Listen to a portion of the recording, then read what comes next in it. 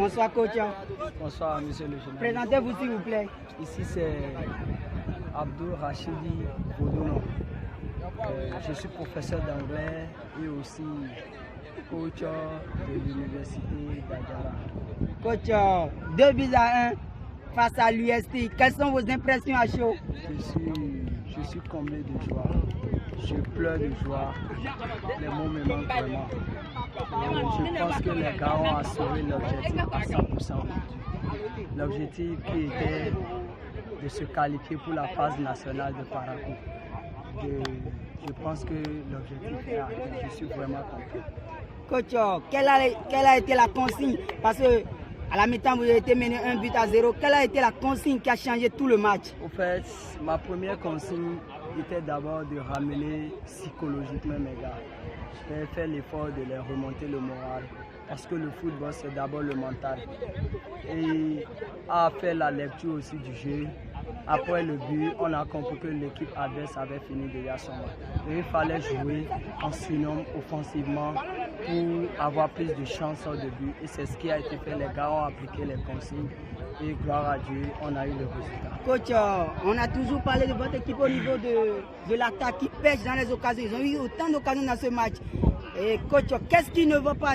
Pourquoi les automatismes ont du mal à venir? Bon, n'oublions pas qu'au sein de mon attaque, je n'ai que des jeunes joueurs, des joueurs qui viennent d'intégrer fraîchement l'effectif. C'est des joueurs qui étaient dans le système scolaire, mais ils viennent d'avoir 1 an d'expérience. Il y a même d'autres qui viennent d'intégrer. Donc, je pense que c'est avec le temps, c'est en mangeant que l'appétit vient. Et si déjà dans un match, ils arrivent toujours à marquer 2 buts, je pense que si on fait un travail défensif, on peut au moins sécuriser les 2 buts. Coach, on se projette très rapidement. Vous serez face à l'INGEP, une équipe que vous connaissez, une équipe joueuse. Quelle sera la suite pour le CEA? Je pense que la finale promet grand. Parce que si on doit remonter dans l'histoire, en 2014, en 3 ans passés, nous avons joué notre premier match contre l'INGEPS au GIC. Pour notre sacré de GIC 2022, nous avons aussi joué contre l'INGEPS en demi-finale. Même 2 semaines avant cette compétition, nous avons aussi joué contre l'INGEPS. Je pense que l'INGEPS nous connaît mieux et nous connaissons aussi mieux l'INGEPS. On va vraiment respecter l'adversaire et qu'il y aura du football quand même, je vous promets. Coach, un mot à l'endroit de vos joueurs et aussi des étudiants du centre universitaire d'Adjara. Bon, je profite de l'occasion pour dire merci à mes gars et je les encourage. Je les ai toujours dit.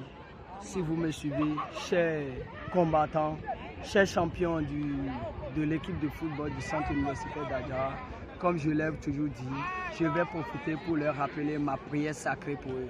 Nos efforts payeront par la grâce de Dieu. Merci coach. Alors coach, moi j'ai une question et c'est par rapport aux 11 entrants. Et face à HECM, on a constaté que Nicanor Aounou était titulaire. C'est vrai, il a disputé la première partie. Alors aujourd'hui, il a été totalement mis au banc à la place de Koryou. Est-ce que vous l'avez réservé pour la finale ou bien c'est carrément pour la phase nationale? Bon, au fait, le système de ce soir, c'était de mettre Nicanor en deuxième mi-temps pour qu'il tue le match. Mais malheureusement, avec les cas de blessure, avec la pression, nous avons fait une erreur technique au niveau du banc de touche. On a fini nos 3 temps de changement, ce qui nous a fait gaspiller 2 changements et on était obligé de faire avec. Même pour sécuriser les cas de tir au but, je devais faire entrer mon deuxième gardien, Afandia Olivier, mais à cause de l'erreur, on a sacrifié 2 changements. Mais je sais que eux aussi, en tant que footballeurs, avec l'état d'esprit, l'esprit d'équipe plutôt, je sais qu'ils ont compris le message. Et un dernier message, est-ce que vous avez les nouvelles de celui qui était gravement blessé et se trouve dans les mains des médecins? Celui qui est blessé, je pense qu'il y a plus de peur que de mal. Tout ira bien. Je crois en Dieu. Je sais que rien ne lui arrivera pas.